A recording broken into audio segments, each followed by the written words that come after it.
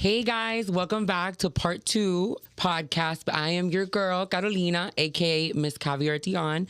I am here with the wonderful, the beautiful, the trailblazer icon, my good Judy, Miss Carmen Carrera. Hi guys. Yes, dolls. We have so much that we want to get into today. I am super, super, super excited. Like I said, we are doing the part 2 to our Trans Awareness Week. It's so much we want to get into, just like off rip. Definitely, big thing that we want to talk about today is we're going to debunk a couple of myths and talk about it. Let's open it up, unpack it. Are the men that date trans women gay, straight, bi, pan? Where do we feel that they fall? Like, what category do we want to put them in? Or let's like talk about this. Like, what do you think? Me right away? Yeah, what do you think? Okay. I want to hear what you got to say. Okay, so, well, I'm going to speak to the fact that every trans experience is unique. Therefore, if you are engaging in sexual activity with a trans person, I do think it matters where that person is in their transition. I think that there are some men that have sex with us for many different reasons. Oh, boots. Besides the fact that they're horny, but there's also like a spiritual aspect to it. And what I found is that some men who are particularly the trans no bottom shaming. No, I'm trying to be very careful with how I'm gonna word this. You know the doll's verse. You know. Okay, I'll put it to you like this. I've met men who are very obsessed with trans women. Yeah.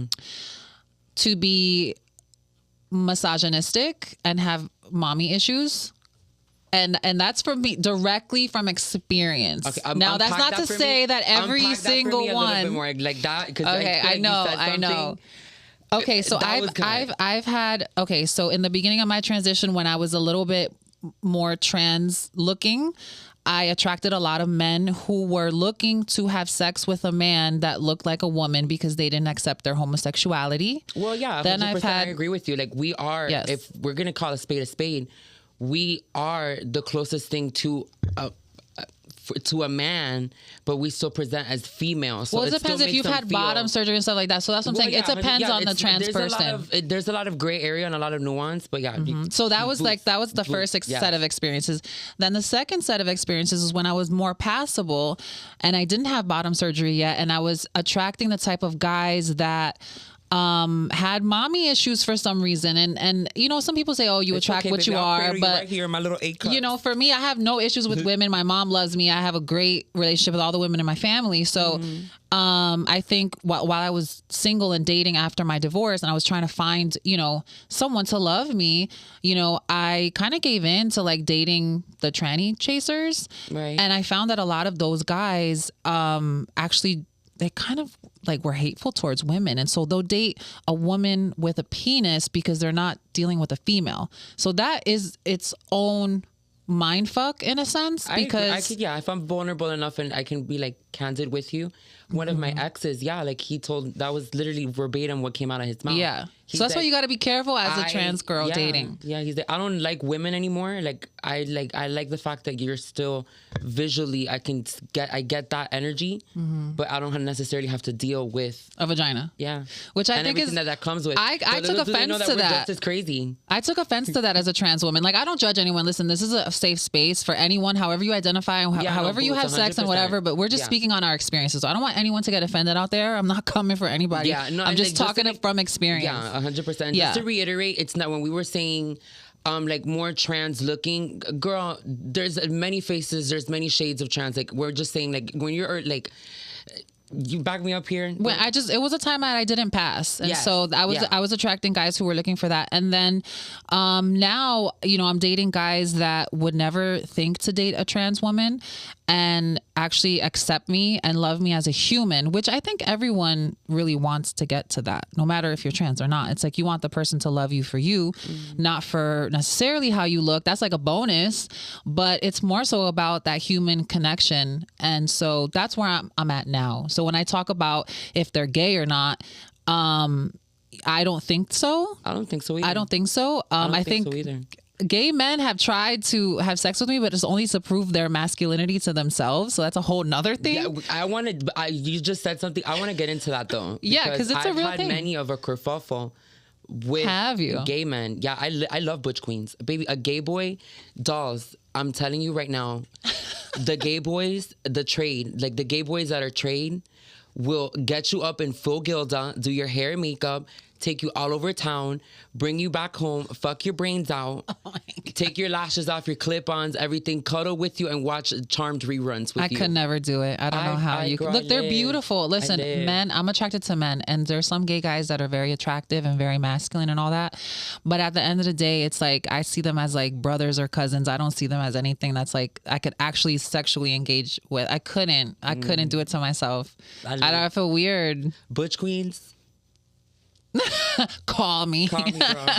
At Karoo, KAROO_305 girl. Slide okay, wait. DMs. So now that we're in this conversation, let me ask you. What? Yeah, because I have another. Let me ask you on a scale from eating his booty to him giving you head, how gay is he? If you don't do all of those things, I won't. Like, do you feel like a straight guy that gets his ass eaten, is he gay? No, I agree. No, but a straight guy that sucks your dick, is he gay? No. I don't know. I feel things about that. No, I'm just like I don't know. Like, so then you thinking that he's gay? Do you? The whole point of us is saying that But he has a dick in his mouth. But baby, that's what he signed up for when he walked into the room. We're born. I can see that. You have bottom surgery. No, look, let me. Okay, so I'm gonna tell you a story. Look, if you come into the room with me, you know what you signed up for. You know what you wanted. Like you know what you know it's there. So like, do you think that's? I feel like a lot of women would feel like that's gay. They can feel however they want to feel. I feel like men would feel like that's gay too. This is what I have to that. Mm-hmm. All right. With the whole argument on, all right, like there are men mm-hmm. that like getting pegged. So what is the difference between like a biological, like a woman, a biological female going out to a sex store to buy a strap-on to peg her? And there are women that like to do this too. Yeah. So what is the difference between her going to a sex store to buy a strap-on versus me fucking my man with my own equipment? Like when he looks up, like what's the visual he's getting? He sees a girl, and like now I find out like. Which I mean, I don't have an issue. Well, I mean, what's fair is to say is that look up and it's like a full ass dude, then I would say okay, gay. that might be gay because it's an interaction with a man. Behavior. Yeah, but at the end of the day, like it's like we're girls, babe. Like yeah, okay, I get it, we're trans, but we're girls. For sure. So like it goes to me. What I don't like is a double standard. Like, I find that, like, women have the luxury of being able to explore their sexuality to the fullest because society deems lesbianism, like, to be hot or to be, like, you know, or, like, attractive. Or so, like, a girl can, like, be in, like, a full-blown lesbianic relationship for, like, 12, 10, 15 years, get out of it, and still find a husband. But God forbid your man is actually, like, honest with you enough to tell you, hey, girl, so I need to tell you, like, what's my tea. I'm into... women, that includes trans women. That includes trans women too. You down with it? That's what's up. Yeah, I mean, society doesn't give space for men to be honest with the scope of their sexuality. That's why there's so many DL men, but we all have a part to play in that. Yeah, us as femme queens, girl. The butch queens too. Before my transition, I like loved the idea of a DL guy because I felt like I was getting someone that was not tainted by, you know, all the sex that is out there for, you know, to gay men. It's like it's given to you on a platter. So I'm like, oh, DL, that means like you haven't been touched. But little do you know, the DL guys are having more sex than the actual gay guys. Boots. Yeah, it's facts. They're opened up to. They're opened up to everything. Girl, babe, look, I'm going to tell you this, dolls. Plus, it's a secret. So it's like nobody knows. When a man tells you, you're my first, no, don't believe that. You might be the first at the caliber at which you are at in your transition. You might be further along. You might be in the beginning. You might be somewhere in the middle. That's what that means. Oh, you're the first at the level and the transition at which you're at. I promise you, you ain't. Well, I feel like a lot of guys who would date a trans woman have probably fantasized or have watched like porn, like trans, and they're into it. And so maybe you might be the first trans person that they would give an opportunity for a relationship. Because, you know, listen, it's women in general have to go through like this microscope of judgment too. It's not to say that, you know, women are completely liberated and being free and being sexual, because that's not always the case either. No, it's shunned too. But what I'm saying is, I'm not saying that they just don't get the blunt end of the bottle the way men do. Where like a girl the judgment is, I think, that's what I'm saying. Yeah, like, I think it goes both ways, but at the same time, you know, it's emasculating for men. I've seen like a lot of these like red pill podcasts or whatever that they're talking about. Oh, like you're not like, okay, they will say they already have like a clear distinction of what a 304 looks like in their eyes. And then a girl that's just a lesbian or whatever, they're like, that's not really like, a lot of them I've heard them say, if you cheat on him with a girl, that's not really cheating. Okay, I see what you're saying. So like they don't necessarily see that as that. They just see her as a freak. You know that trans women too, there's men that will put trans women under the same microscope and be like, well, you're not that passable. Oh yeah. You know 100%. What I'm saying? And like they won't mess with you unless you are a certain type of trans girl, which I feel like is automatically like a setup for failure, because it's almost like you have to, because I've lived this, like you have to be this like unattainable, unrealistic, aesthetic, the tokenized, and then on top of that, it's like you have to carry the fantasy the whole time. I'd rather live in complete reality. Like I want a guy to be attracted to my heart and soul before he's attracted to me on a physical level. And the relationship I'm in right now, we were friends. Like we had a long distance relationship for like 6 or 7 months before we even met in person, and it was all about like the voice memos. It was no sexting. It was none of that. The minute he would even try to flirt with me, I would change the subject. You know, I wouldn't even let him get to that point, because I've dated so many guys in different parts of my life. Like, look, before my transition, I dated gay guys. I was married to a gay guy. I, you know, went through the whole gay scene. Then, you know, transitioning, I married the same guy that I was with. And then relationship fell apart. And then I had to date as a trans girl and go through all of those motions and like the culture shock of, you know, how women was with you throughout all of that. So like, well, yeah, my marriage. Yeah. Now I'm like fish out of water because now I'm like understanding what women go through, because at the time I was passable enough to blend in. Right. Can I ask you a question? Yeah. Do you feel that your possibility, because you and I have had this conversation like out, like when it's just you and me, and there was one thing that hit home for me where you said possibility washes away a lot of problems, kiddo, but it comes with a whole new set of other ones. Do you think it also, in a way, I wouldn't say it is a blessing, because we're all dolls. Like we all know that like it's a safety thing. It's not so much like that you're trying to be like this like ultimate like cunty doll. It's just some girls do. Yeah, but I know you. But this is the thing. It's more of a thing of like, it's a safety thing. Like if I'm honest, it's a safety thing. Well, so what I want to ask you is this. Do you think that it's a blessing and a curse? Or like how So let me tell you this. Some girls transition to be women and some girls transition to be trannies. And I know people are like, don't say tranny. It's the fact of the matter is that it really matters to what your goals are. And like you said, for me personally, I transitioned because I wanted to transition into being a woman in my family, a woman in society. It wasn't because some girls transition for the drag show. Some girls transition because they're sex workers. And for so many reasons, right? So let's start there. Yeah, it depends on what your goals are. My personal goals was I want to transition and just live my life as a woman. I want to grow old as a woman, and like that was my goal.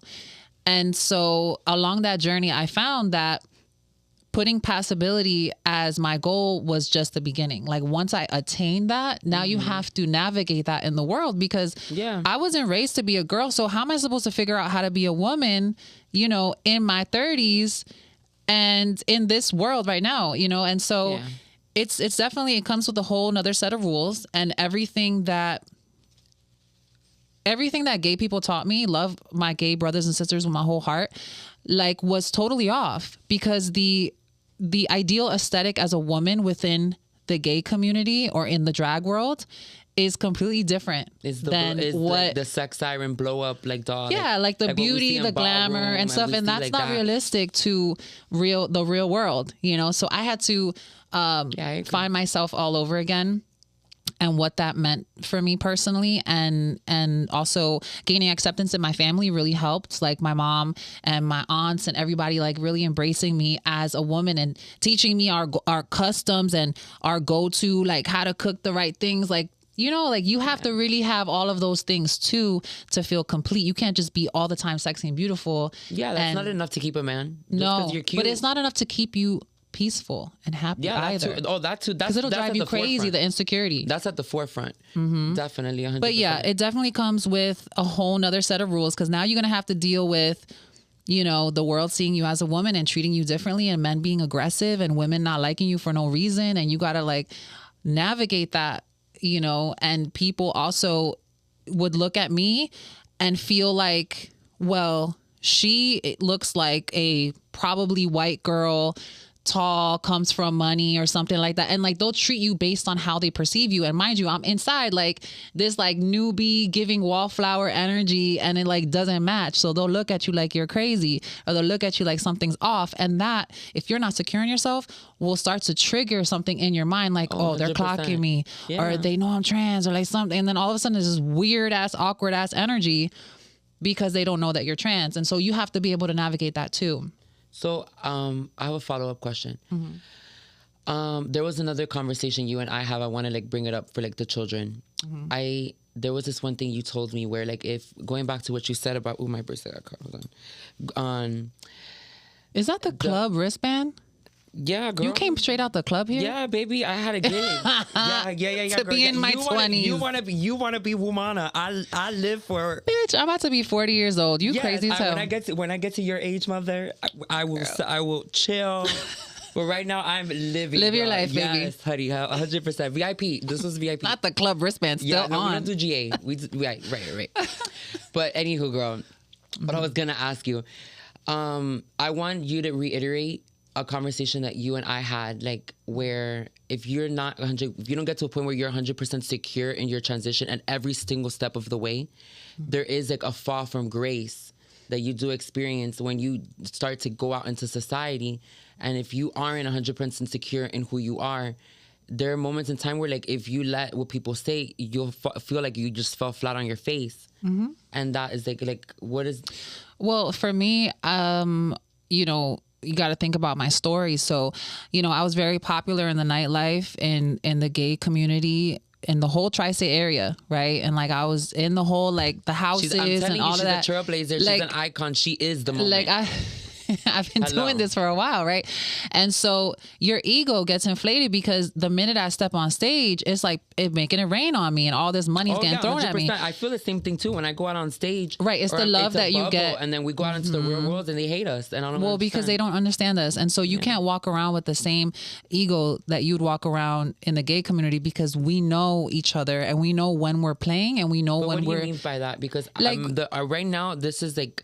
Well, when I see you on stage, I know that that's not the real you, because I know that you're on stage performing. But 100%. But people that are not aware of our culture are not going to know that. Yes, but like what I'm trying to say is that like the power that I feel as Miss Kaviar Dion, I bring that power is dormant inside me. I can tap into it whenever I want. So a lot of times, like when I'm out in society and I'm moving through the world, like MKD is my representative. She's the person that I send out first. Like it's a barricade. Like for you to get like to who you know, Caro. Okay. You know what I'm saying? Like to get to that takes that's character. That's everybody has that. Like, but that's what I'm saying. Where like, but your character is a drag adaptable character, which is not realistic in the outside world, because we don't exist in those spaces. Like that exists, that character that you have, you know, that being extroverted and having that protection, right? And being a character that you can only assimilate with people that understand that. Like you can't do that outside in the rest of the world, because they're gonna look at you like you're crazy. Well, yeah, I mean, what I'm saying is like, as far as like the confidence and the, like what we were just saying, like I go out on stage or I'm around my peoples and they're like, oh my God, Caro, like, but your confidence is rooted in that. That's what I'm saying. No, it's not rooted in. For me, like I know, no, because I know. Like where does the confidence come from? Like Miss Kaviar Dion wouldn't be like that bitch if Karolina wasn't already like.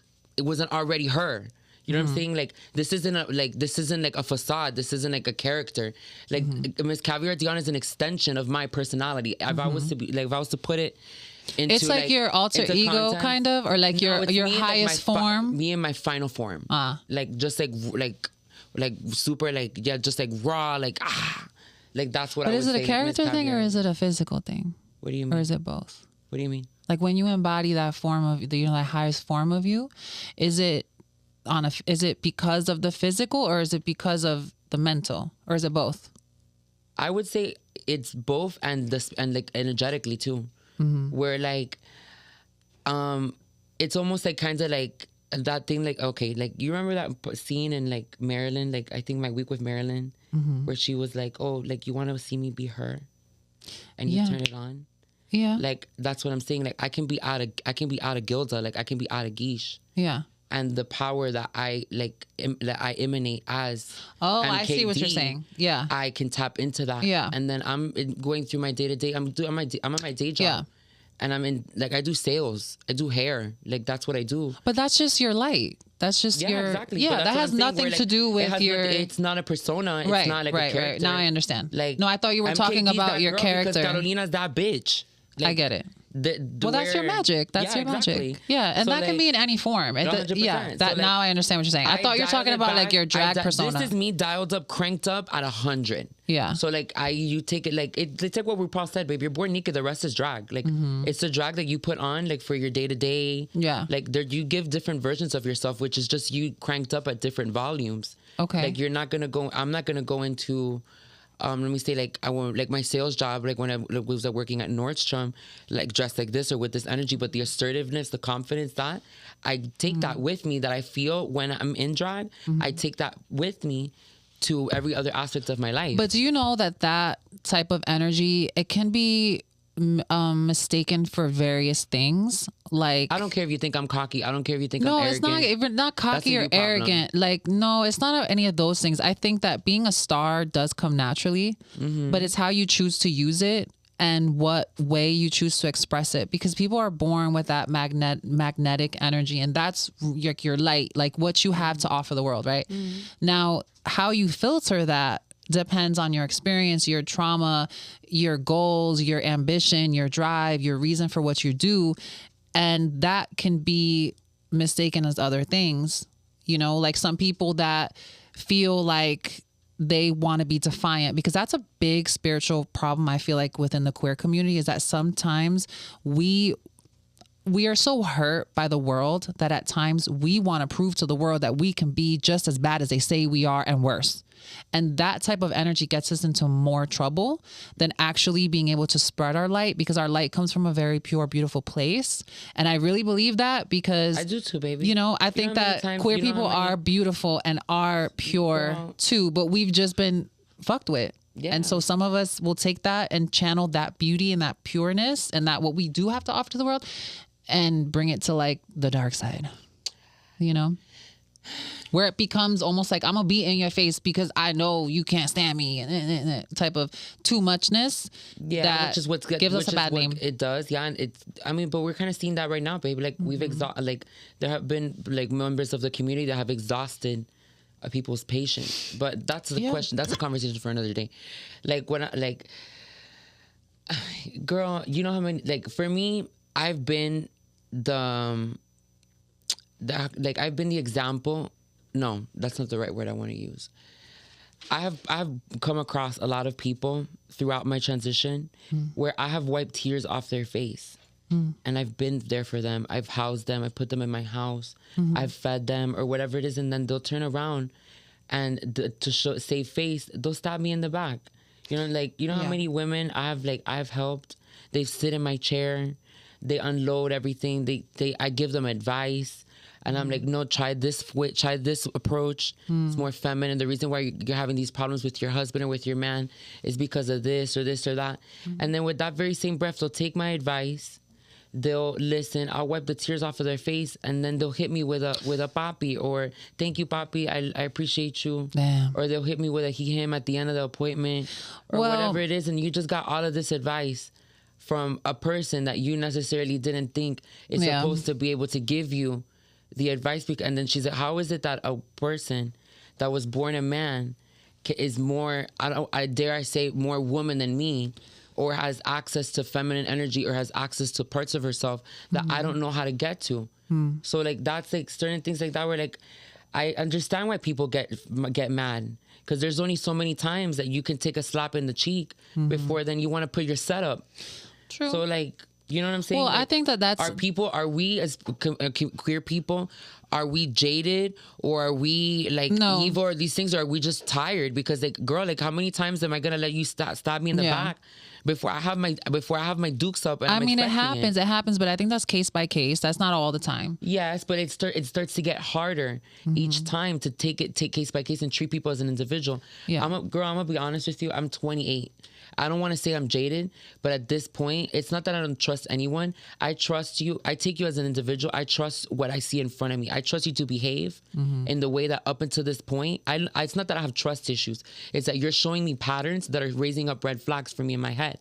If you are a biological female, I automatically expect you to behave in such a way. If you are a gay boy, I expect you to behave in such a way. If you're trade, that's DL, or like guys that are, you know, for the kids at home that don't know.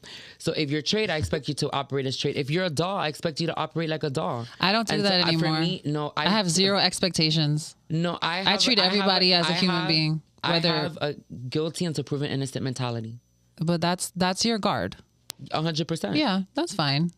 That's fine. But I also believe that like you should, you know, not have any expectations, and you should also just understand that when we're talking about spirituality, when we're talking about being there for people, you know, us as trans people, like, I don't know about everybody, but me personally, you know, I have lived my life partially in a male aesthetic, and then, you know, as in my woman aesthetic. Like, I don't know what it is to be a female or have a female body. However, I know what it is like to navigate this world. And, like as a woman, and shop like a woman. And I've always thought like a woman per se. And that people can interpret that however you want to interpret that. But my mind has always been, as a little kid, I've always chose the more feminine things. So I guess that makes me a more feminine oriented person. But that doesn't mean that I don't have access to the male mind, you know? And so I can absolutely... Feel like that's the gift that we have as trans women, is that we can see things like from a different perspective. But maybe let's just say, right? If we take the transness out of it, and let's just say it's destiny. It was meant to be for you to meet this one person and heal them in a way that is tapping into your masculinity or to your maleness. What's wrong with that? Girl, what the fuck did you just ask me? Girl. Let's just say, in terms of destiny. That was real cute. You thought you ate that up. Huh? I did eat it, but the thing is that you still up from last night. So I'm going to repeat myself. Not too much on me. Not too much on me. So let's just say it was destined for you to meet this person that you met and heal them in a way that taps into your maleness, into your male essence, to your male... In what way? Into whatever way it is that it was just meant to be for you to heal this person in a way that is in the masculine. I'm okay with that. Okay, so if they call you here, thank you, papi, and walk away, you can't be too upset, because what mindset were you in? Can you switch gears? No? Or are you just completely in one? No. Because I'm open to all things. Like, if you try to come for me and play me, that's a different story. Like, you can't come for my power as a human, because I've lived in both aesthetics, and you have no idea what that is until you've done that. And mind you, I've been desirable in both aesthetics. The only reason why she's saying that is because... If she's trying to put you down, that's a different story. That's what I'm saying. I don't know the detail, the context, you know? I mean, okay, look... Girl, but I'm just giving you an example. In my family that have been writing for me, the second I told them, hey, this is what it is. Like, I came out to my family twice. First as a gay man, and then I was like, hey guys, so this is really what it is. But my question to you is this: how do you know that at some point in your future destiny, the man in you needs to come out? Will you be okay with that? Yeah. Okay. Bueno, está bien. Yeah. Ahí estamos. Like, we've talked about this. Like, I would say that's like I always say R.I.P. the king, Michael, that little boy, that strapping young man that made the decision to like love himself, I wouldn't be here. You know what I'm saying? I wouldn't have made, had it not been for him. No, I feel the same way. And everything that he went through, you know what I'm saying? Like, I wouldn't be here living my best life for the both of us. So it's for me, like, I hope I'm answering your question the best way I can. Like, no, I'm just trying to open up your mind to not take it so personal. If people, I don't though. I don't. You know like, it's just kind of what, like, for me, what hits me is, okay, where I get the feeling that it comes from a place of like, damn, how? Okay, like, I'll give her advice on her man. The reason why he did this is because of this. You need to, the way that I teach them feminine communication. The way, instead of saying, instead of coming at him like, then you need, you por abajo. You know what I'm saying? You know what I'm saying? I'm not saying to be submissive. The real power, ladies and gentlemen, and anything in between, the real power lies in the submissive, not in the dominant. Because if you don't have, if not, what would the dominant have to dominate? So the real power lies, there's no weakness in femininity, which is what I try to tell women. Like, your power is in your femininity. Like, you're not going to gain anything talking to him like that. No, you're going to lose, because then at that point, you're meeting him with masculine energy, and then he doesn't see you as a girl anymore. He sees you now as like, he doesn't know what to do with that. You're coming from a woman. So I tell them that, and I have these conversations with them. I say, hey, instead of coming at him like that, ask him, hey, papi, I want to ask you a question. So what is it about what is it about what you did makes you think that it's okay? And you make them think, and you have different, like, you go around it another way. You know what I'm saying? Like, that's when I say that I give them game. Like, I sit them down and I give them game. Like, this is what's going on. This is what it is. Like, go about it like this. They execute that. And then they come back to my chair. They give me the good news. And then they hit me with the papi at the end. So, girl, now you just mad. You salty. Like, you're like, damn, how is it? Okay, so this is the thing. Like, it makes me feel like, damn, like, how is it that a bitch that was born a dude, I'm gonna tell, but that's exactly what it is. That's exactly, well, this is the thing. Than I do, and I was born into this. This is the thing. No, there's gonna be women that are not going to feel like you're stepping on their toes because they're very secure in who they are. And then there's gonna be the women that feel some type of way. Like, for instance, this is what I deal with a lot. Maybe not a lot, but just more than I like to deal with. It's the women that know that I have access to that type of reasoning because of my experience before. So I know how men think, clearly. You know, I had lived my life, 25 years of my life 100%. As a young, very attractive man. That arching your foot is giving. I know, girl. You better work Jimmy Choo's on my toes. But also being able to, feel powerful as a woman and enjoy my femininity, enjoy my womanhood, and enjoy this part of my life now. Like, there's some women that feel like, well, that's not fair because you didn't have to go through this and yada, yada, yada. And you didn't have to do this and you didn't have to put up with your mom being jealous of you when you was growing up. And you didn't have to deal with yada, such and such and such experiences. And you don't have to get a period. And what makes you think that you could have this? It's not fair, and I'm just like, okay, I will hear you out. Like, I'm not a bitch, like, I can be empathetic to those things. But at the same time, I'm not going to allow someone to try to steal my femininity or try to steal anything from me because they're jealous or because they're hating. It's just, I'll just know, like, oh, well, you mad. God bless you with that, but you're going to respect me. You know what I'm saying? Like, you're going to respect the fact that I have something to contribute. And if you're smart, you're going to be like, girl, teach me something, or girl, let's go have fun. Like, you seem like mad cool. And those are the women that I really surround myself with, like my tight, like my cousins, my OG friends. Like, these are the type of women that walk into the club and all eyes are on them, and they can literally get us in a table with a bottle with a sexy ass man. I've been like to treat us good. Where my P powers got us into the section, and y'all over here, you got. No, but I don't really deal with a lot of those type of haters. I can't deal with people like that. Like in my. No, I don't. Like, yeah, when I start sensing that vibe, I'm like. But I'm saying, but at the same time, I'm open to the fact that, well, maybe I need to tap into my masculine to help heal my friend. But if they're not going to give me the same respect, because I don't have to tap into my masculine, I don't have to tap into my biology on a strength of somebody else. Because I still find it very like when I step into that role where I'm trying to give people advice, or like I'm the girl. But you're still transitioning is different. Like I'm at a point in my transition where I can tap back into how it used to feel being the little brother. Being, you know, I can tap into those energies. I come about it more as like it's like a more maternal energy. Like I come. Yeah, like, you can be mother. I'm mother a lot of the times too. I mean, you and I have a lot of. But this is what I'm saying. Like we're multidimensional beings. Like our experiences have given us that power. I don't care if she calls it, like, to answer your question. It doesn't faze me if you call me Papi or whatever. I don't care. Like at the end of the day. Like, but I'm talking about in the spirit. You're like trying to come at me, but if you're being disrespectful, that's a different story. Because you're feeling away like, damn, how did this bitch give me game on something that I should already know? I was. I don't know.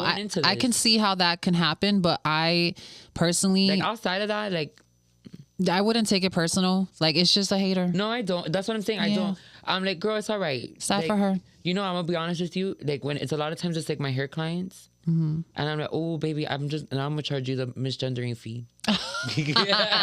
Girl, your ticket just went up $50. Okay. Well, that's what you got to do sometimes. Like, honestly, like you can't this is the thing. It's like if there's people in this world that can recognize your power and use your power and take advantage of your good heart and your good intention and then treat you that way, like that's something that you probably the universe is trying to teach you, or God is trying to teach you. Like, you got to strengthen up and you have to be able to navigate these experiences too, because the world, I don't think, is ready to see us as beneficial. We're still a liability in so many, and people still use us as that. You know, politicians use us as a way to scare people, as a way to... Girl, we make a 0.07% of the population. Like we're so the small fish, like, you know, and so it's so hard that we're just trying to gain equal rights and just respect in order to just live openly. Like, I'm not trying to hide that I'm trans, and I don't want to hide that I'm trans the rest of my life. And so that's been fueling the whole trajectory of my career, is to be able to liberate myself. Like, my goal was like, I'm gonna be so famous that everybody's gonna know I'm trans. Can I ask you a question? Yeah. What do you, because this is a conversation that I've had with like some of my other girls that like are like, yeah, like way like, yeah, the finish line already, they're done. And they tell me, they're like, Caro, where do you see yourself heading to? And I'm like, girl, I'm still young, but I definitely see myself, Mama, I'm gonna be silk chiffon. You're gonna throw me in the air and I'm gonna cascade out. That's how soft I'm gonna be. Okay.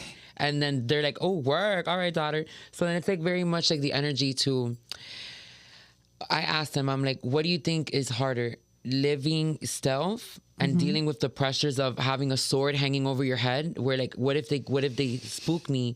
What if they figure it out? What if someone outs me? What if this, or being out and open with it, where like you can't give anybody any ammunition to use against you because you stand in that.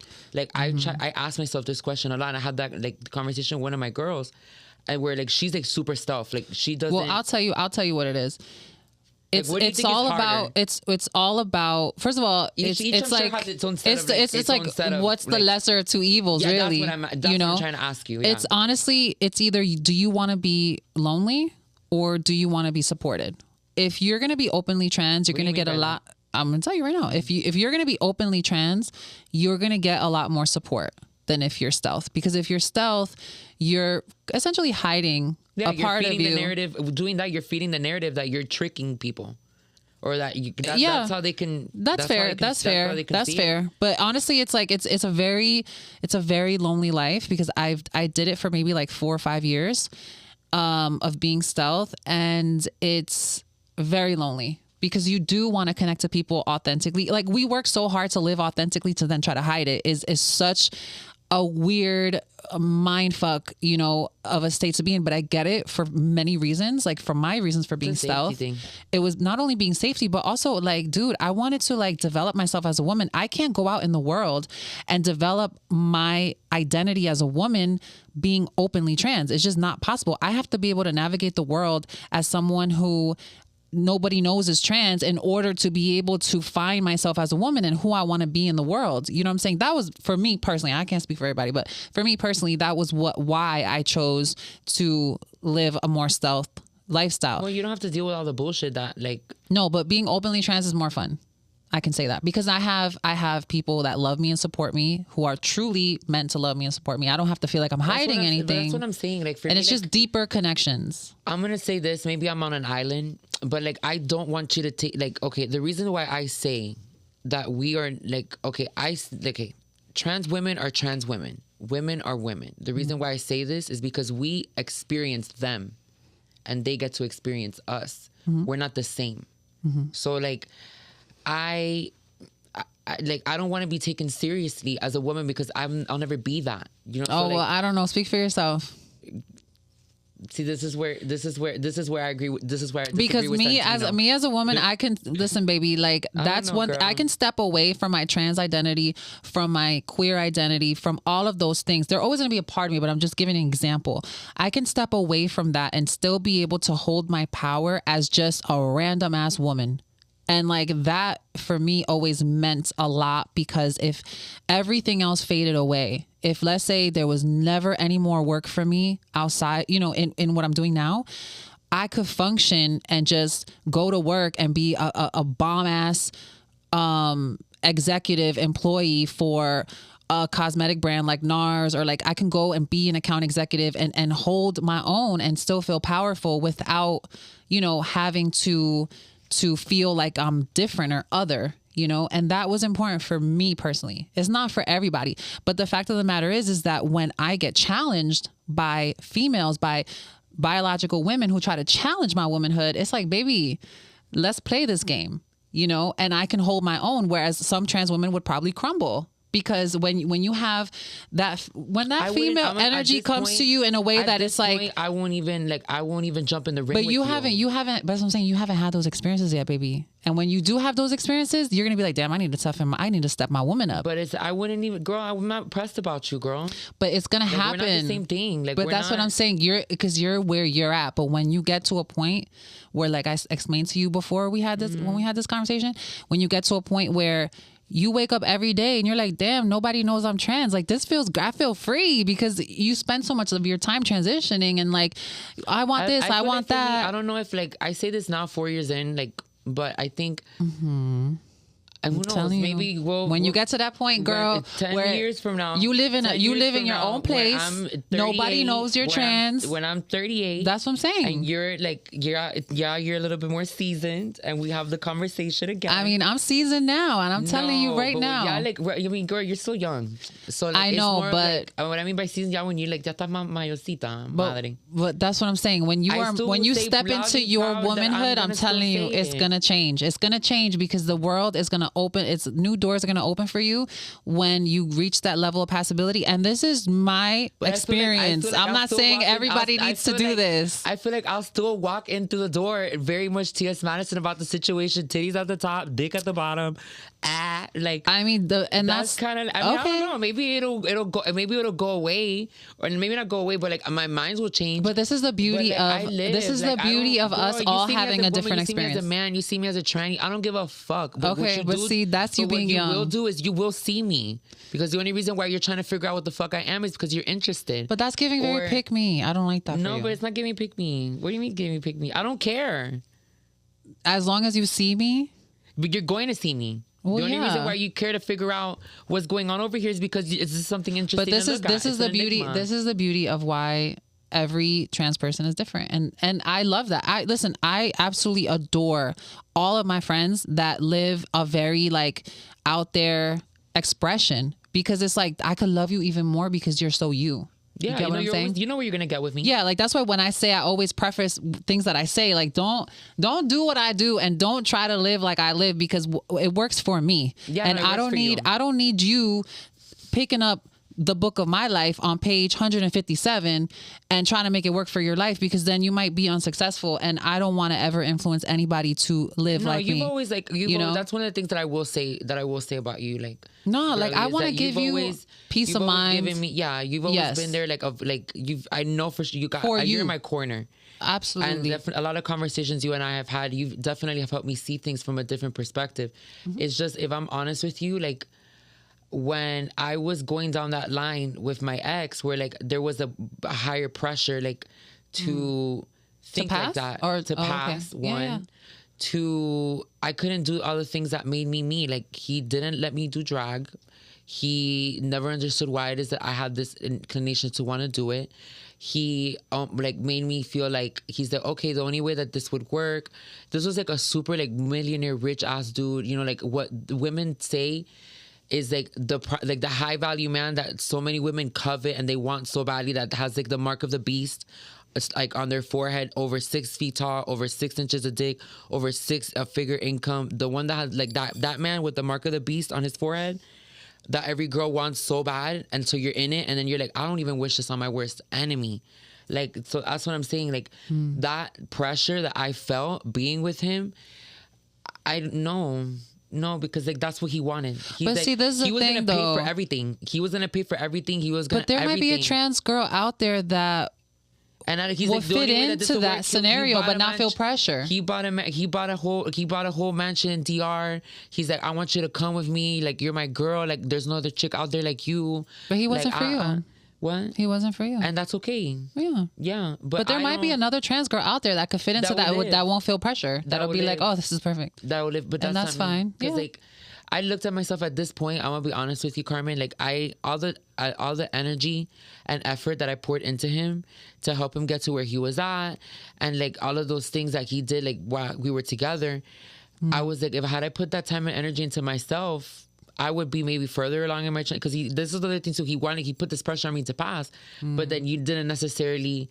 Like, he wanted to pay for it. He didn't want to let me do it on my own, and I was like, I don't want you to hold that over my head. Like, I don't know. Control you and stuff. Yes. Well, listen, let me tell you. The relationship wasn't all bad. He gave me like a pair of red bottom sneakers for like as a goodbye present. There's tons of sugar daddies out there for us. But it wasn't like a sugar daddy though. Like, but I'm saying there's plenty of sponsors. Like, I cooked and cleaned for him. I would give him mani patties. I like a slave massages. Like a slave? No, he was like my king. Like, he was like my man. Oh. Like, I loved him. Did you put the strap on for him or did you? No, see, he was a full top. He never let me. Oh. No. I'm telling you that's like a man, like what every girl wants. Well, my goal was always like, listen, if I'm transitioning, I want a man and I want a husband and I want to have kids. That was my goal. I didn't want to transition unless I was gonna be what I saw. And then I was like, I sat there, I had the ring on my finger, and I was like, but maybe that's not for you. No, it's not. Yeah. No, it's not. No. Okay. Bueno. I love that. Girl, no. I'm just saying, me personally, like, I love that. I've always wanted that. Babe. Yeah, but honestly, for me, it's about the connection. I need to have a soulmate type of energy, or else I can't. We had a really strong mental connection. Like he was very super, super smart. Like, he taught me a lot. Like, I learned a lot. So who are you with now? What type of guy are you fucking now? I'm curious, because I know a lot of people probably like, well, what kind of man is with her? So I want to know. Okay, like, I'm in a relationship where he lets me be, ay, macho. He lets me be all of me. Do you eat his butt?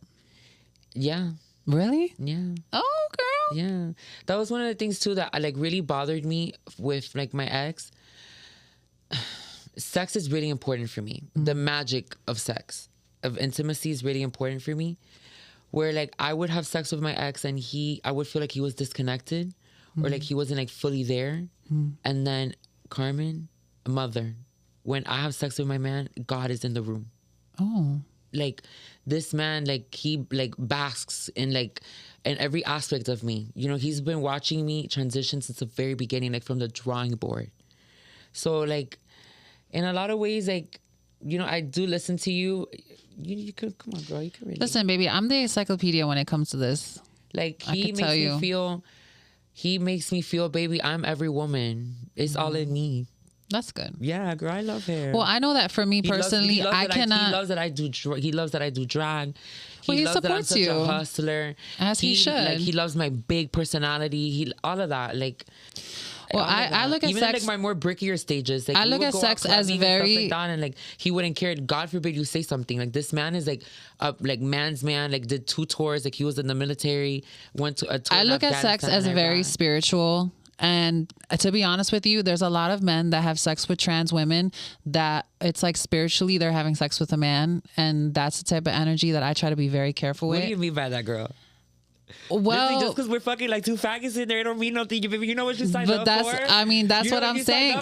No, but see, that's what I'm saying. You better bend over, girl. You know what you want. No, there's some guys that are looking for a homosexual energy with a trans woman, and I'm so far from even thinking about that being an option. I can't. It's not interesting to me. Well, I mean, doesn't stimulate. You're neutered in I know, but that's what I'm saying. Like I just at this point, that's it. Like that type of activities doesn't no longer make sense. I know, with your life. But you'd be surprised that there's some guys out there that will look at me and I can sense their energy, and I'm like, dude, like if you want to have gay sex, go have gay sex with a gay man. But I don't think it's. But see, I have an issue with that, Carmen. But it's a real thing. No, I'm not saying. Okay, no, but see, that is an exaggerated version.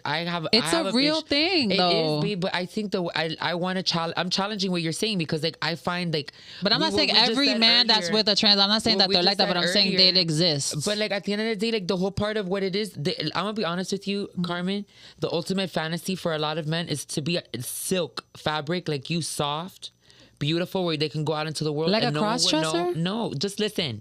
Like, what are you talking about right now? Like a man in silk? No, tú, que you're like like a woman in silk. Baby, you are silk chiffon. Oh, my you skin. are super soft. Yeah, I put lotion on today. You are down 100%. Yes. So the ultimate fantasy for a lot of these guys is to be with a T-girl that looks like you, and then we'll slaughter them like I would. Oh yeah, but that's a whole nother thing. That's not all the guys. But the vast majority, Carmen. I don't want a guy like that. The vast majority of the men that are going to take us seriously in a relationship is because they're there for the titties at the top and the dick at the bottom, because at that point they can go be with a cunt. They can go be with a real girl. But this is when I tell you is that thinking outside of sex, I think 90% of human beings probably function out of sex. But I think there's that small 10% that, are looking for something deeper. And I think that's a real thing. And that's becoming more and more popular because people are becoming more conscious of their spirituality, of their trauma, of their healing, and all these things that you want to connect to somebody because it's a real thing. And I don't know if that's very grown up of me to say. No, girl, I live. See, that's one of the things that I live about. It's true. And like maybe when you're in your 20s, it is about sex, and you're 100% right, because I've had those experiences and I know what you're talking about. But I think that you get to a point where you're like, I want someone that's going to love me for my heart and my soul and not for my body. But my man does that. And it's not a fantasy. But it's not a fantasy for him. He sees. But a lot of people, it's like a fantasy. It's like, oh, he sees me, tits at the top, dick at the bottom. It's pure sexual fantasy. My love, we are the personification of a category on Pornhub. No, yeah. I'm not saying that we're not, but I'm saying that there's also a percentage of people that's not on their like first 10 things they're looking for in people, as far as like, I'm looking for a specific sexual experience. Just because me and my man have that specific type of like sexual experience, I don't feel like he treats me like a fantasy. This man pushes me to be everything. Like he's like, no, he's like, mama, like do your thing. Like I'm proud of you. He shows me support, like that's all of these things. So like the fact that I top him here every now and again, like that doesn't necessarily make it like I don't see him as a chaser. Like, I think that, like, for me, like, I don't want to be the only one. I don't want to be the first one because I don't want to deal with that. Like, I don't want to deal with all of that. So, like, I don't want to be the gateway tranny for you because just because you're the first one, that doesn't mean you're going to be the last. So, like, in a lot of instances, like, there are, like, the rare guys that you're the token T-girl, and that's it. After he'll just go back to dating, like, women. So, let me ask you this. So, do you feel that a straight man can have a non-homosexual spiritual sexual experience with a trans woman? Wait, ask me that question again. Do you feel that a straight man can have? Oh, I'm loving for the bass in your voice. Hold on. A heterosexual. Put it this way: can a straight man have a heterosexual spiritual sexual experience with a trans woman? Yes. Okay, it's true. Yeah. Yeah, because I've had sex with men that when I was single, because I'm not, I just need to preface that. When I was single, yes, I love my man. I don't like talking about this, but it's part of the conversation. Where I felt like it was like, okay, this is like dude on dude energy and I'm not into this. And then there was times where it's like, but yes, do you feel like that might be from a place that you haven't like? No, I've passed that already, girl. I'm not trying to be this far along in my transition to have some gay sexual experiences. That's but not. What is it that makes it gay for you? Because the guy that's having sex with you is looking at you as anything less than a woman. That's not a woman. I don't want to be looked at as not a woman. It's like you're having sex with a woman, and if you're not attracted to women and stepping up to that plate as like, this is a man that's being intimate with a woman and there's a certain energy that's there, a certain connection. If you're not trying to have that with me, I don't want to have any other experience with you. I don't mind the ambiguity in that. No, that's not like, for me no more. At this point in my life, I'm saying. I've been in instances where I've been with men that they see me as that. They see me as that. They're like, I don't understand. Like, they're like, your energy or whatever, da da da da da. And then when we get down to the nitty gritty of it, and my dick pops out, then they're like, they're like, wait, like it's like broken for them. Mm-hmm. That's what I don't want to deal with. Where like with my man, baby, he worships me. So like it's like every part of me. So like that's what I want. I'm not there to like analyze, but I'm just saying for me, like when I'm intimate with someone, I don't want to feel like that. I want you. I don't want to feel like they're having sex with it. I don't know. Like it just doesn't. It rubs me the wrong way. It's just not what I'm interested. It's not what I'm into. It's not for me. But it's not to say that it's bad or anything. Like I'm not putting. Yeah, no, it's just not your tea. It's just not my tea. And like I really want to have sex with a man that loves me and appreciates me and supports me, but is looking to have sex with a woman and get that part of him pleased, not the part of him that wants to have this like new sexual experience of a third gender. Like I don't want to have any of those vibes. It's like, you need to see me as your woman and you need to give me that place and you need to also let me, be a girl, be a woman in bed. Like, I don't want to be a tranny in bed. And there's no offense to anybody who does that. Do your thing. You know what I'm saying? Like, but I've already lived that experience with other people in my life. And that's not, I've learned through experience. This is not just me speaking like ideology and talking my shit. I'm talking out of having these sexual experiences with many a guy, okay, in many different aesthetics, in many different parts of my life. I'm about to be 40 years old. I've had a lot of sex, okay? And that's not me being promiscuous. It's like, me finding myself. Round of applause for that, girl. Like, you're literally like 2-3 years away from beating the statistic. Mm-hmm. We're supposed to even live past our 30s. No, we're not supposed to live past 36. Yeah. So I'm already here. You are. No, yeah, for sure. And I'm just here to spread my experience and I mean, that's for me. I will say this. You have definitely helped me unlock a lot of like compartments in my femininity and all of that, and be able to explore it a lot differently because of the way you think. You definitely do challenge that, because I feel like already innately like I'm a lot more. So you've helped me like soften down a little bit. Look, I'm wearing pink. Good. I love it. I love you. Well, let's talk about just the violence against queer people. I think. Bro, you saw what happened to that little gay boy? The 15 I heard something. Frat brothers. What was it? That it was okay. So this is the tea, y'all. I mean, I'm sure y'all saw. I mean, it was everywhere, but it was the.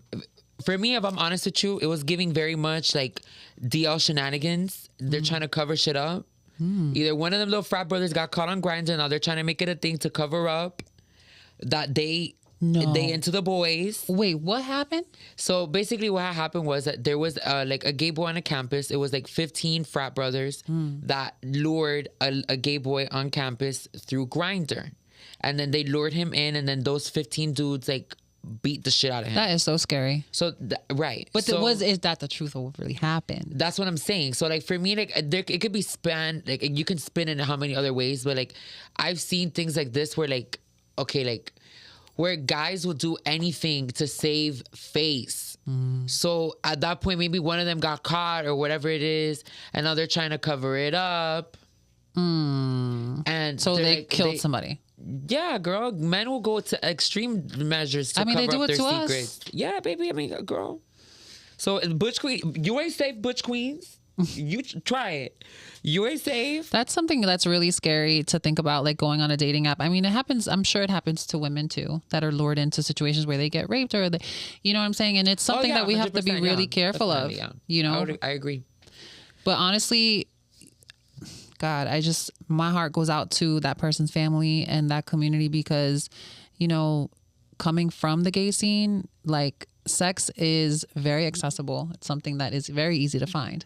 And you never you never feel unsafe because you're like, all right, I'm about to go hook up with this person. It's cool. Like, it's just like literally the amount of sex gay men have with strangers is something to be studied. It's just like, whoa. And then nobody ever really feels unsafe. It's not really a thing. And so to hear something like that is really scary. T-girls too. No, that's true. That's true. I mean, I've been in a relationship, so I'm just like, I don't even think about myself. T-girls I kind of forget. Yeah. There are a lot of T-girls out there that they outside. Like literally outside. So I mean, yeah. I think for me, like one of the things like on these apps, like where you find a lot though, for real, or like it's a lot of DL men. Like I think that's so scary. It guys. is. Be safe. But please. to be honest with you, I feel like we all have a part to play in that. Like us as like femme queens, butch queens too, and women. Like I think all three of us, we have a part to play in the unraveling that is the mystery of like DL men. Where like for us, like femme queens, like we're looking for people to love us or give us that validation if you don't have the strength or grit that maybe we do, as far as like how sure we are. I mean, you and I are on completely opposite sides of the spectrum we do see things very similarly. But I've been there. But what I'm saying is that us, like we play that part where we're looking for that love with them, and gay boys because they're in it too for that, and then like women where they don't necessarily give them the safe space for them to be able to come up to them and tell them and have these conversations like, hey, like this is something I want to explore. What do you think? Like, what do you know? There's not that safe space for them. So I feel like a lot of times like there is that like, I feel like we probably said this a little earlier, but like it's like that double standard that like it bothers me a little bit. It really does like pain me because like a lot of these guys, they just want to be loved. So like it's like one of those things where like how can we get to a place where we can create a safe space for them and like let them be themselves, you know what I'm saying? Because I know what it was like being like growing up in a world that doesn't let you be you. So how do you feel? Like I want to ask you this question. So how can you stand up? Okay, how can we how us as trans women could show compassion and empathy for our men that are dealing with accepting this about themselves while still being able to stay true to our journey and our boundaries?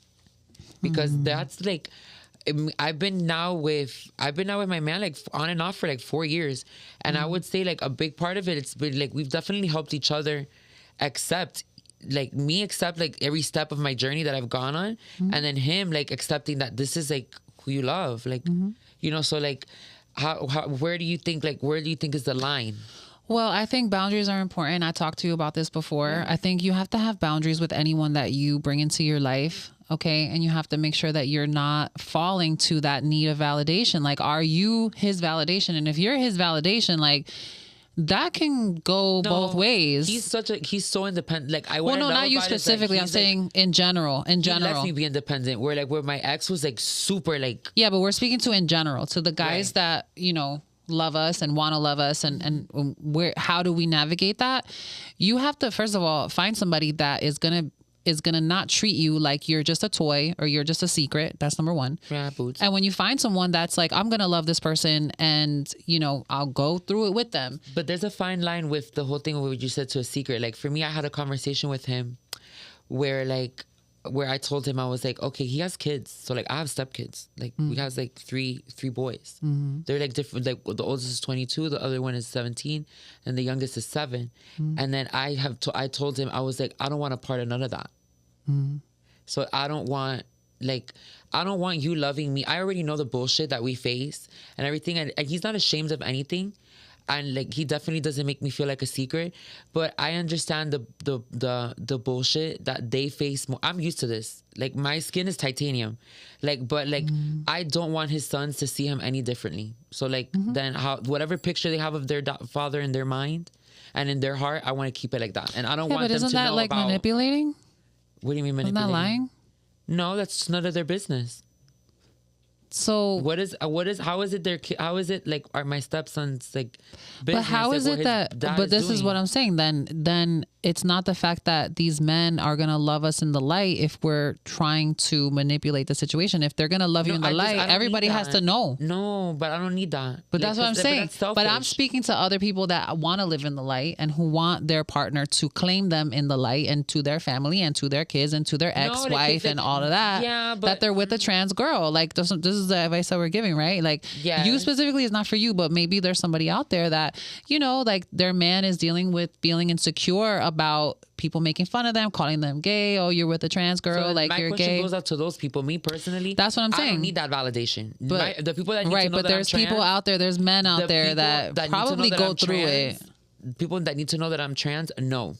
Right, but let's speak to those guys. Okay, so what I would say to those guys is that no matter what, as an individual, like as an adult, you're going to have to go through moments in life that are going to challenge how strong you are and who you are. And you have to constantly rise to the occasion and find the strength to be unafraid of being who you are. Because how is that gonna feel? It's off balance. You're gonna be with somebody that is so like a open trans person that is so confident in who they are and brave, and then the minute that it's like, oh, I'm with this person and now I can't stand up for, you know, my relationship or for me. Like as a man, I think that you have to be able to rise to the occasion, and you know, you can't get mad or upset or crumble. It's not going to feel good, but at the same time, like, how strong are you? He's brought me around. He's brought me. You got to toughen up a little bit around his kids, but we just don't. But we're not talking about you. We're talking about other men that are with trans women that are, you know, having to deal with their family talking mess or their friends or people that are not their friends judging. You know, better question then. Let me rephrase my question. Then, what would be your piece of advice to that girl? Like dealing with that, where does she? Well, I had to go through it with my man. Empathy for her man, but still stay true to whatever her boundaries are in her. Me personally, I don't need his kids to know. I don't want to be involved in that. Like that already for me. Well, that already for me. Like, you know me. I went through that. I don't want that level. A couple times. That level of. I've had stepkids that knew and loved me and embraced me, and I didn't have a problem with it. You know, and so. With my man now, like, you know, his friends and his family were very skeptical at first. They had no idea. And so I had to take the lead and introduce myself to these people and speak to them and not get all in my feelings about, oh, these people don't accept me, la, la, la. Oh my God. Like, oh, no, it's like people are ignorant. They don't know anything about us. So we have to step in the totality of who we are, still with a soft heart and with an open mind, and let people get to know you. And that's pretty much it. And that kind of everything worked itself out because now they got to see me as a human being and they don't see me as what they think I am or what they were exposed to watching 20 years of Jerry Springer growing up. Do you think that if you didn't look the way you looked, things would have been different? Oh, of course. Of course. So then that's what I'm saying, where like for me, I'm gonna be 100. I'm gonna keep it a bean. Mm-hmm. At this point where I'm at in my transition, I don't want to open up those kind of worms. If like, because at the end of the day, I'm gonna be honest, I'm a very logical person. I look at things like if it needs to make sense. No, I'm very humble. Me, I know for a fact that if I was not passable or if I wasn't beautiful or whatever, that it'd probably be a harder time for sure. 100%. But it has been in the past because there was times in the past, even when I was going through my transition in the beginning with my ex-husband and his family was looking at me and they were very much boricua, machismo, like all of that. Like, I know, ¿qué es eso? I fall. Like very that to me. Yeah, I'm sure. You know, and so I had to. My man's Puerto Rican. You don't think that? Like I had to kind of get hurt in order to feel strong now. So that's what I'm saying. Where like, okay, like I look at it, like I said, I look at things very logically. Mm-hmm. He's been with me up until this point. Let me articulate this right. He's been with me up until this point. There's nothing in life is guaranteed. So like, why would I want to open up a can of worms for something that I personally don't feel ready? I'm not ready. I'm not equipped for that battle in my transition to where I feel that I can stand up. You can go up against his family or whatever it is, all of those obstacles because you're ready. You've been more than ready. So like, why would I open up those can of worms right now and explain and have deconstruct gender or have that whole conversation with them when like, girl, like I'm not there yet. So like, and then what's to say that after I'm further along in my transition, I'm gonna still want to be with him. and I'm not gonna move on to the next dude. Well, I don't know. I bit the bullet. Relationship might fizzle out. I bit the bullet. I was not trying to hide anything. Like, listen, like we had kids, like they were very young, and it was very much like they knew me before because I was with my husband before the transition. And so everybody had to gag at the fact that he was gay. And then when I started to transition and I would, grow my hair out and I, was wearing wigs and makeup and stuff, they'd be like, oh, you look so pretty. And I'm like, thank you. I'm going to become a girl. And they're like, oh, okay. And I didn't have to deconstruct gender and do all of this. With kids, it's very black and white. Like, the kids okay, in my family understood this very like this. Like, I like boys. Oh, okay, whatever. Like, but it's not too. It's a difference between influencing and informing. Bro, I'm not scared of anybody. I want for the kids at home. It's not that I'm scared of anybody. It's not that. It's for me. It's more so of the fact of like, girl, I just don't want to deal with. Girl, I had no choice. I was living with everybody, so I had no choice. See, like, you didn't. I had no privacy. I do. So like for me, it was like one of those things where like I don't see me living with not just him, with any man. I love my space. I love being by myself. I enjoy this. I don't need all of that. I had all of that already, and I don't want it again. Maybe you want to say, oh, she's hurt, she's bitter, she's jaded. No, it's just like when you already do it.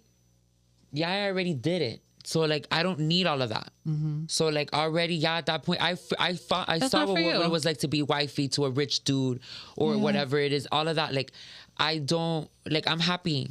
Like I don't want his kids to know. Even when I get to this level, do what makes you happy. Even when I get to this level, at the end, if I don't feel a need to share that information. I just want to say that it's not the end for me, baby. I still have a lot of things I need to do. Yeah, you're gonna get your third transition is not the end. Like you still have to live your life as an adult. And what does it look like? How are you as a business person? Like how are you gonna navigate that? The hustle's Are you gonna be a homeowner? Are you going to own several homes? Yes. Are we going to have a yacht in Coconut Grove? Because that's what I'm talking about. And you're going to be on it. We're going to be tanning our butt cheek. I'm going to be the one that's like guiding you like, okay, girl, you need to, park your boat here because if you do it in Aventura, it's going to be a bitch to get out of the dock. Like that's the type of life we're living. But you already know what that's giving. And the pool boy's going to be cut. But that's what I'm saying. So we have goals. It doesn't always have to end in marriage. You can have other goals. No. 100%. What I'm saying, what I was trying to say is just like when I get to like with the level and your transition, you're at the finish line. You've been done. I don't feel like I'm at the finish line, but I love you for that. But I don't feel like I'm there yet. Mom, okay. Because I have other things that I want to do. Boots. But what I'm saying is that even then, if I don't give 3 fucks now to have the conversation, when I get over here, I'm not even gonna want to have it even less. You can make up whatever you want to talk about, whatever. Yeah. I don't need you to know, or I just don't want to have those. I don't want to deal with all of that. Well, you're more private. That's cool. I am. But I think this is. And then with what I'm setting up my life to be, it's public. Like, look at what I'm doing. But this is why I think it's a good lead-in for just anti-trans like rhetoric that we see online. Because I feel like, you are somebody that wants to be more private. And I feel like so many people want to put us on blast for don't want that. My life already is public. I transitioned publicly. I've like all of these things like I did it all publicly. So whatever my relationship and what I want to do, I want to keep it private. But what do you think is the worst result of somebody? You want to keep it private. What happens if somebody wants to come along and make social media content about you and put you on blast and potentially get 4 million views on it? How is that going to how could that negatively affect you? Do you feel like it's putting, like by doing that, is that like, what's the worst thing that could happen? I mean, no one's going to know who my man is or any, because I'm never. But I'm saying, let's say somebody takes your information and puts it on blast. Girl, it just happened. Like, that's what I'm saying. It just happened. How do you feel like that will negatively affect your life? I mean, it can make, I guess the only thing that I can kind of think of is the way that maybe people see me. But like, I stand by what I said. We are dating the same dudes, mama. The only reason why I got 4 million views is because it's something that a lot of people don't want to admit to themselves or don't want to. But is that why you keep it private? What?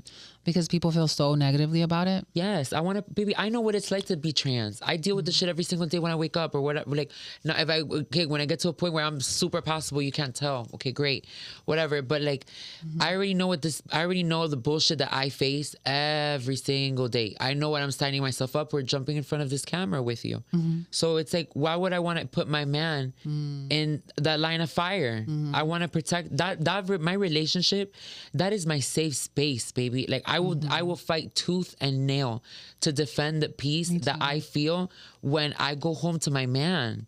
I can take off my Wonder Woman cuffs, leave my lasso of truth, my shield and my sword and my armor at the door and walk in and just be a girl. So like, that's why for me, what any other bullshit we might face, I nip it in the butt. We don't need to deal with. I don't even want to. That's Pandora's box. You are. I'm gonna be honest with you. You really did this. What you did, like with your man. Yeah. Him saying and all of that. You guys, girl, you really don't have to. But I wouldn't put him. I would never put my man like on my social media like that. Like I'll post his picture. But just so that you know that my man fine. But what I'm saying fine. Is, like, you don't have to.